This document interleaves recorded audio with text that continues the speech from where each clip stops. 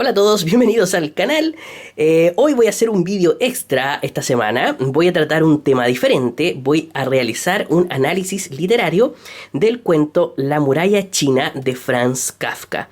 Esto lo hago porque he recibido bastantes mensajes preguntándome mi opinión sobre el cuento y sobre su significado, cómo se podría interpretar. Ya que no es una narración normal, no es un cuento normal. Kafka sentía una profunda simpatía por la cultura china. Había algo en ella que le hacía sentir familiar. Aún así, es en el cuento La muralla china donde por única vez se le ve plasmar eso. Este cuento está compuesto por 5 partes. Son 5 relatos cortos que abordan la idea de la muralla china como protección para el país, o más bien una protección para el emperador. Pero a partir de ello se indaga mucho más allá en la política, en la cultura y quizá más hondamente en la existencia humana. Los 5 relatos que constituyen el cuento de la muralla china se titulan De la construcción, el rechazo, la cuestión de las leyes, el reclutamiento y el final, un fragmento. El final, un fragmento, el 5.º relato, muchas veces no está diferenciado dentro del texto. En otros textos sí y en otros textos no. En general es una plana y está al final del texto en su totalidad. Cabe mencionar que La muralla china como texto no fue considerada por Kafka para ser publicada en vida y está dentro de los papeles que le pidió a su amigo Max Brod para que los quemara. Pero Max Brod dijo cuando murió Kafka que era un sacrilegio quemar sus cosas, así que La muralla china no fue quemada y fue publicada. Aún así, podríamos decir que Kafka escribió otro relato más dentro del mundo de la muralla china, dentro de ese mundo que él imaginaba, que se llamó Un mensaje imperial. Ese cuento sí fue publicado en vida por Kafka y se encuentra en este librito de acá. Se encuentra en la recopilación de libros, de relatos, que fue llamada Un médico rural. En esa recopilación de relatos hay un relato llamado Un mensaje imperial, el cual es parte de este universo de la muralla china. La muralla china lo tengo en este texto, junto a la Metamorfosis, y fue un texto publicado de forma póstuma. Quiero decir a continuación que lo que voy a realizar ahora es un análisis, por lo tanto voy a revelar algunas cosas de la historia, no tantas, sí, pero sí algunas, y eso puede perjudicarles a algunos si no han leído el cuento, así que lo ideal es que vayan a leer el cuento y luego vuelvan al vídeo para ser partícipes del análisis. Y también, si no lo han leído, tampoco es tan grave lo que voy a contar y puede incluso motivarlos a leer el cuento luego, después de terminar de ver el vídeo. El texto está narrado por un habitante de un pequeño pueblo del sur de China y está contado de una forma tan vivencial que pareciese que el mismo Kafka hubiese vivido la construcción de la muralla china en aquella época. Comienza relatando la estrategia de la construcción de la muralla china.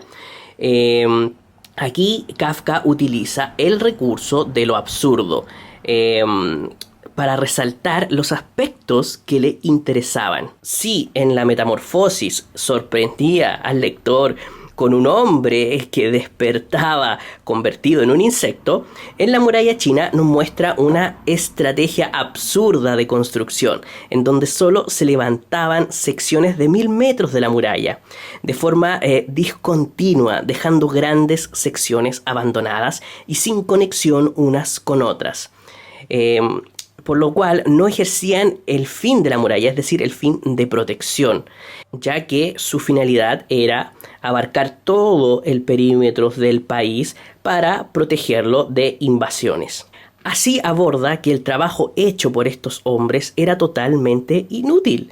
Pero en la historia se revela que Kafka quería resaltar que la construcción en sí misma les daba un fin a los hombres, les daba una razón de ser.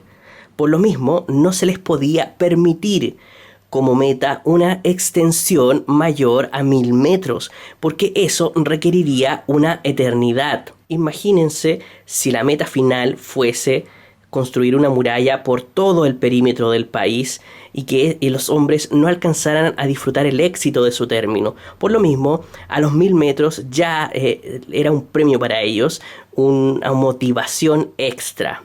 Es decir, la construcción de la muralla era eterna en comparación con la vida humana. La vida del hombre se veía muy pequeña en comparación con semejante proyecto.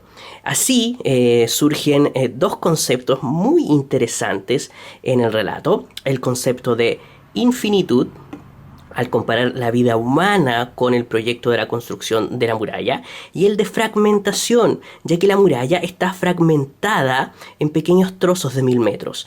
Si se fijan, la muralla, a pesar de tener esta fragmentación, aún así se entiende su función. A pesar de no estar completa, aún así se entiende esa finalidad de protección y que abarca en el perímetro del país. En el texto también cuenta cómo la jerarquía que existe en el país produce un distanciamiento entre los que ocupan los cargos superiores encabezados por el emperador y los que ocupan los cargos inferiores hacia el final hasta llegar al pueblo. Hay un distanciamiento enorme entre ellos. Aquí nuevamente podemos ver la fragmentación. También las decisiones tomadas por estos jerarcas no consideran las ideas del pueblo, de los que están más abajo. Por lo mismo, acentúa aún más la fragmentación. Y si se fijan bien, aparece un nuevo concepto, el de la autoridad, ya que los escalafones inferiores deben obedecer a la autoridad, la cual se materializa mediante leyes. Además, las leyes son creadas por estos jerarcas que están tan arriba y que el pueblo considera casi dioses inalcanzables, dioses infinitos. Así que también, además de aparecer el concepto de autoridad, el de fragmentación, también aparece el concepto de infinitud. El emperador, los que están arriba, parecen tan lejanos al pueblo, parecen infinitos. En el relato muestra también cómo existen ciudades dentro del territorio chino que se encuentran muy lejos unas de otras y cómo algunas quedan bastante aisladas por las distancias, tanto así que los mensajes que se emiten desde la capital, desde el palacio, tardan años en llegar. Aquí podemos nuevamente apreciar los términos de infinitud y fragmentación, conceptos reiterativos en este relato. Por lo tanto, estos tres conceptos que se repiten en el relato forman una trinidad: infinitud, fragmentación y autoridad. Esta trinidad no solo explica la vida de los habitantes de China, sino también de la humanidad en general, en donde resalta al hombre imbuido en un tiempo sin límites. Su vida es muy corta y pequeña en la inmensidad del tiempo. Tanto así que comparada con la construcción de la totalidad de la muralla, la vida humana se ve muy pequeña.